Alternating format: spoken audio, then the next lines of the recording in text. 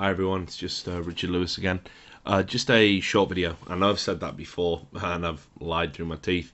A lot of my videos haven't been as short as they should be, but this one should be. We're just going to power through. So it's just an update on the match fixing situation. Obviously the Daily Dot published another story by myself today, which showed that a game back in December might have been a throw. And certainly had links to the match-fixing ring involving Dazed and Cud, and Steel just so happened to play in that hyphen team. You can check that out on the Daily Dot. I'll probably put a link in the description to this video if you've missed it, but it's currently on the front page of the CSGO subreddit and should be by the time I've uploaded this video. Now, why am I making a video? Okay, the story's there. Well, look, it's caused a bit of a furor again. A lot of people are getting up in arms about this match-fixing ring, which is very real and definitely did exist, and we can see all the evidence of that, and the foul bans verify that. But I can't help but feel that the scene's getting a little bit carried away, and we're starting to get towards bordering on a witch hunt now, and that's the last thing I want. I know a lot of my detractors, a lot of people who are accusing me of being, a clickbait journalist, that I'm a scandal monger or whatever, probably don't believe that. But actually, what I'm principally concerned with, as you may or may not believe, but it's true, is just the truth, just the facts. And several people have been linking to other games and saying these were absolute throws. These games are clear examples, and look, it's involving the same people again, so it must be true. And what you're doing there is you're really jumping the gun, and you're taking information out of context and applying it to something that isn't the case. Me and Courtney Timpson at CSGO Lounge, we've probably done more investigating in a more dubious games than anyone's ever thought to do in CSGO, and we're looking at games that go right back to when we first got an idea about there being a possible match-fixing ring. Now, these two recent games that everyone's talking about, saying, Richard, you've got to look into this, and these are definite throws, and let's look at the betting patterns. I've got some bad news for you, but we'll go into that in a second. Obviously, these games involve Talked. We know Talked was Steel's organisation. We know Steel was definitely part of this match-fixing ring and has paid for that involvement effectively with his career as things stand. Now, just because an underdog wins a game, you have got to eliminate this in your mind, that it's a throw. You've got to get rid of that. Just if an underdog wins a game, it happens. It can happen. It's what makes Counter-Strike great. It's what makes any sport great. Generally, the most exciting sports are the ones, and tournaments are the ones where there's a genuine chance of an upset. Otherwise, what's the point in watching it? We've just seen this in the FA Cup in football. Everyone's talking about the magic of the FA Cup because most of the Premier League sides have been, smashed and humiliated very early on in the tournament. Chelsea, for example, one of the most expensively assembled squads in the world of footballing elite, currently top of the Premier League, get knocked out by Bradford. After being 2-0 up as well. It's not a throw, it's just, wonderful that the underdog can come back and do it. Now in CSGO, we've got to have a similar attitude. Not every time the underdog wins is it a throw. So, with that in mind, a lot of people were saying to me, 24 days ago, there was Talked versus Dismay. And because Steele's involved in Talked and some of these, so is Derek Bourne, who was also in the match-fixing ring, everyone's like, this has to be a fix, because Talked were clear favourites.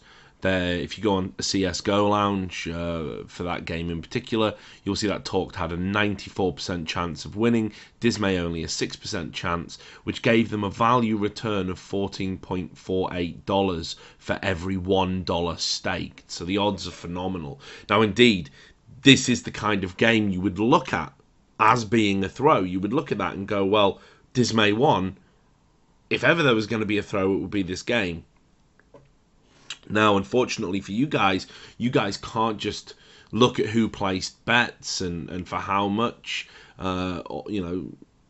bookies have a ethical responsibility to protect the identity of who's placing bets. There's no getting around that. We can't just have it open so everybody can see.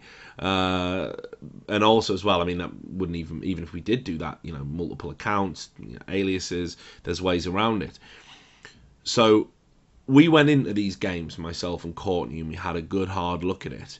Now, for the Dismay game, again, absolutely no doubt that this was not a throw. Okay, maybe Talked didn't want to win. Certainly they didn't play to the best of their ability, but this was not a thrown game for skins for money. There were no bets from any of the people involved in the match fixing ring that we've been able to identify, and certainly we've got a good idea on who they are. There wasn't any dubious betting patterns. There wasn't any flurry of maximum betting activity. It was just an underdog beating a team. And again, maybe Talk didn't care too much about this game. Maybe they were indifferent. But ultimately, there was nobody profiting from this loss. And I think, given the volume of hate that is being aimed at the players, it's only fair to clarify that. Now, for the second game, which was 9 days ago, Paradox beating Talked again. So we know there's a commonality here. There's a common theme in this team that's losing. Talked had an 80% chance of winning on CSGO Lounge's odds. Paradox only had a 20% chance of winning, which gave them a value of $4.04 for every $1 of value staked. And again, we looked at the betting patterns on this game. In fact, it was quite surprising, actually, because there was only a grand total of 6 people who placed maximum bets on the Underdog. So again, and none of those were in any way that we can see linked to this match fixing ring. There was only a handful of bets, realistically, given the number of people who were betting on this game, that were above $100 in value, let alone the max. So this wasn't an opportunistic match fix cash grab, because we know from past results exactly how one of those looks like. People will place max value bets, they'll do it on multiple accounts. That didn't happen here. So we can safely say that neither of those games were a throw. Not one individual linked to those players profited from that game. Not unless for some reason they decided to throw the game and run the risk of the accusation without actually maximizing the profit from that game, which would make no sense. This is well in advance before the Valve bans. Indeed, at this stage, I don't even think they're aware that things are quite as serious as they are. I think Steele in particular thought I was bluffing, that Valve weren't going to get involved, that there wasn't going to be anything. So it would make no sense for them to err on the side of caution, throw a game, place a few small bets. By this point, these guys have inventories worth several $1,000s. There's absolutely no point in playing or betting small. It wouldn't benefit them. So again, there is no logical reason to think that these games are throws.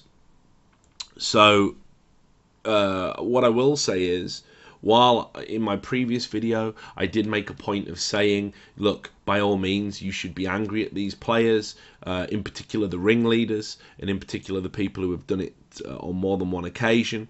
And certainly this hyphen game in December looks incredibly dubious. On the balance of probability, you would have to say the evidence is damning, but there's no smoking gun, and certainly we're not going to involve Valve on that particular game, given that the people who we know have placed bets, sizable bets, and have most likely profited from it, have already been banned anyway. So there's no point in really digging and dredging that one up, I don't think. Certainly not involving Valve. It's up to ESL UK if they want to take that report and do something with it. That's up to them. How they run their league is totally their concern. I'd probably advise, yeah, why the hell not? So far, I don't think ESL UK have had a stance on the match fixing, and they certainly should, because they're growing in prominence and they're going to play a much more significant part in the future, especially for UK CSGO, which I hope will continue to develop. Now, the other thing in this that I just wanted to say. A lot of people have been like, Richard, why are you just going after the North Americans? Hopefully this proves that that isn't the case. I'm looking at every dubious game, and we're trying to piece together a puzzle effectively about who's involved, who places bets, who's been operating in an improper fashion. And over the next week or so, it's going to be interrupted by my attendance at Assembly, or ASUS Roger Winter, whatever it's called these days. Is always Assembly to me. And for that I apologise. But over the next few days, and certainly by the end of next week, you are all going to have a much clearer idea of how this all worked, who was involved. I'm not going to let this story lie. Absolutely not. And there's plenty more elements of it to tell. Like I say, this isn't just an attack on NA. We're looking at all of the games. And like I say, this should verify that with people. Now, one of the games we were sent and told to look at was a European game. Let me just bring it up, actually, so I don't get any facts wrong. And here we go. It was the Belgium versus Belarus match on the 16th of October 2014 in the European Championships. So we were told, hands down, like Belarus won 16-3 and had very good odds on CSGO. We were told, hands down, that's a throw. That's definitely a throw. Several people messaged me about it. We were told very, unbelievable facts about this game. And when we went in and looked at it, guess what we found? It wasn't a throw. Certainly if it was, people threw for nothing. They threw for no profit. It would make no sense. We couldn't find any accounts that were linked to the players or anyone associated with the Belgian team. We couldn't find any bets that were, dodgy or dubious. There weren't even any max value bets on that particular game. There was, I think, again, a handful of bets over $100. So people were messaging me, trying to drive me in this direction, trying to say this is, a definite throw. There's no evidence to substantiate this claim, and I think it's important that, well, first of all, it's important I feed that back to you guys, I think, because, I know these things thanks to the cooperation of CSGO Lounge. We've put a lot of time, a lot of effort into it. You can probably see I'm very tired because I've been up, all night again, looking at all of this, and so's Courtney. So shout out to him. If you ever see him at an event, you should probably buy him a beer instead of patting me on the back and buying me Reddit Gold and all of that stuff. But the people were absolutely adamant that this was a fix. People were going so far as to lie and give ridiculous details that turned out not to be true. And it's very dangerous if the myths and the lies take root and then propagate and spread throughout the community. We are dealing with players' reputations here. I feel that very acutely throughout reporting on this. And it's wrong when players are wrongly tarnished just because an underdog won, or because they weren't at their best, or because they didn't take a tournament particularly seriously. These are not throws. And you guys have got to stop it. You've got to stop this obsession. I know it's very vogue at the moment. I know it's a hot topic of discussion and will continue to be so for some time. As I said, I think it's a watershed moment in Counter-Strike history, not just CSGO, Counter-Strike as a whole. But we can't attack players every time they lose to the underdog. Not only is that going to create an environment that's just so hostile, people aren't going to want to be part of it. It could potentially contribute to pros retiring or leaving the scene or not achieving their best. But ultimately, it obscures the truth, and it makes my job harder. It makes the job of CSGO Lounge harder. It makes the job of anybody who has a vested interest in keeping the scene clean harder, because we end up putting all this time into effectively quashing rumours when there's no real reason to have to even look at these games. Certainly, I think with the talked games, we were always going to get around to looking at those, given everything else that's happened. But I've been messaged with so many other games And they've all gone the same way. The underdogs won, no one has profited, no strange betting patterns, and so it's been over and over again. So here's what I will say. I did make a point of saying in previous reports that match fixing is probably more endemic than we suspected. That there were more fixed games, more fixed matches than we would have liked. Okay, and that goes without saying, because even 2 or 3 is more than we would have liked. We want 0. That's the magic number here. But the reality is, I think some of you guys think it happens every day, and it isn't like that. You've got to believe me here. It's not like that at all. I know some people get very competitive with their betting. I know some people are very bad losers. No one likes to lose money. Okay, no one. That's goes without saying. But you've absolutely got to understand that the vast majority of these players are ethical. The vast majority of these players are playing for reputation and the chance of a professional future, to earn money from the game, to earn prizes.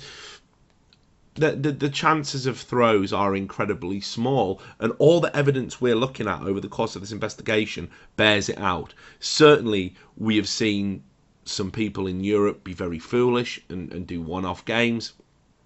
I suspect we'll probably find a few more over the course of our investigation, but they're going to be a handful, a scattering. This is the only match-fixing ring we've come across, and you can even see that this match-fixing ring operated very irregularly. It wasn't, let's throw a game a day, let's throw a game a day. There was obviously windows of opportunity that they exploited, but these talked games are legit. It's as simple as that. And if you're gonna beat up on somebody, and we can debate the merits of that, and we can talk about the rights and wrongs, I personally think these players have paid a huge penalty, and I would urge the community to effectively just get to that stage where we move past it. It's not, it's not great what's happened. I'm sure they feel foolish, embarrassed, ashamed. I'm sure they feel all of those things, and all of the hate that we're throwing at them, it's going to make little difference, really. In the grand scheme of things, the chances of these players ever having careers again, because even if they were to get the bans overturned, even if Valve were suddenly to decide to be benevolent and say, okay, we've accepted your appeal and we overturn it, what sponsor's going to want to touch these players? I mean, it's forever tainted. It's that big a deal. So all of this hate, all of this venom and vitriol, I see people threatening these players. I don't want that. You shouldn't want that.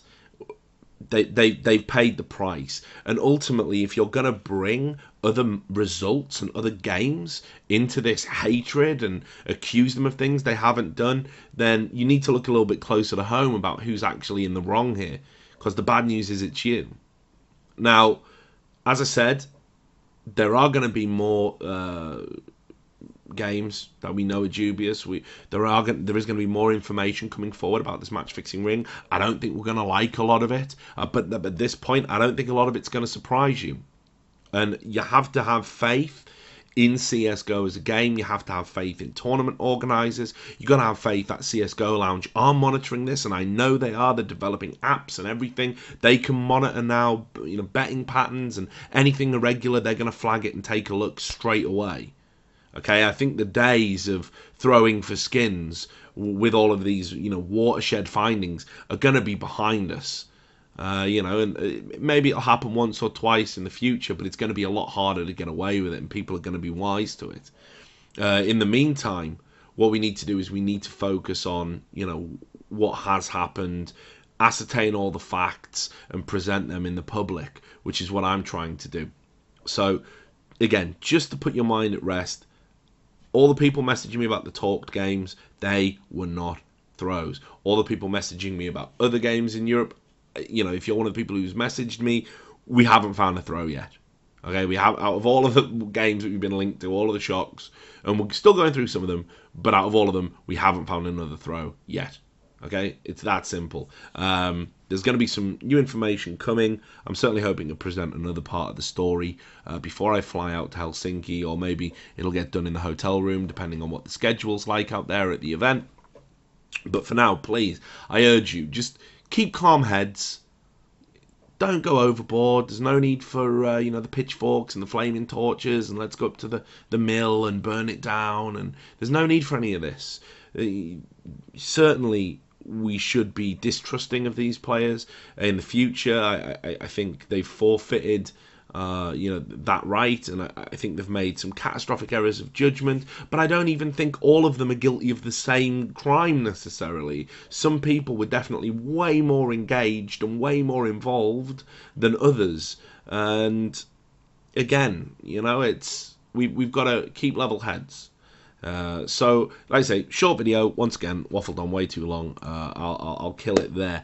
But I just wanted to say to you guys, those games are clean, unequivocally, inarguably. I've looked at the facts. Believe me, if they weren't, I'd love it, right? Because what am I?